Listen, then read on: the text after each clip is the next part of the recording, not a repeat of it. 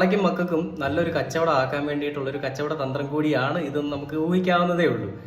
ഏതൊരു മണ്ടന്മാർക്കും ചിന്തിക്കാവുന്നതേ ഉള്ളൂ. പിന്നെ അവരുടെ പ്രധാന ബിസിനസ് എന്ന് പറയുമ്പോൾ പൂജയായിരുന്നില്ല, പിന്നെ പശു ആയിരുന്നു എന്നൊക്കെയും അണ്ണനും മക്കളും ഒക്കെ പറയുന്നുണ്ട്. അപ്പൊ നമുക്ക് ഈ ന്യൂസ് ആദ്യം ഒന്ന് കണ്ടു നോക്കാം. ഈ ആത്മാവ് ശരീരത്തിൽ കയറിയ ആളുടെ ന്യൂസ്. അരുൺമോഹൻ, ഒരു കെട്ടുകഥയാണോ ഇത്? ഇയാൾ സ്വയം സൃഷ്ടിച്ചെടുക്കുന്ന ഈ കേസിൽ നിന്ന് രക്ഷപ്പെടാനുള്ള ഒരു നീക്കമായിട്ടാണോ ഇതിനെ കാണേണ്ടത്, അതോ ആസൂത്രിതമായിട്ടുള്ള ആക്രമണമായിരുന്നോ?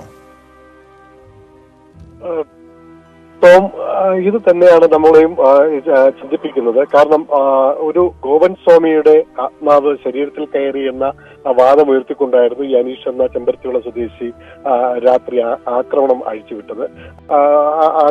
തുടർന്ന് സമീപത്തുള്ള 3 യുവാക്കളെ ഇയാൾ അകാരണമായി മർദ്ദിച്ചു. ഇവർക്ക് പരിക്ക് പറ്റിയിരുന്നു, കാര്യമില്ലാത്ത പരിക്ക് പറ്റിയിരുന്നു. അപ്പോൾ ഇവരുടെ വാഹനം അടിച്ചു തകർത്തു. തുടർന്ന് ഇയാൾ അക്രമാസക്തനായതിനെ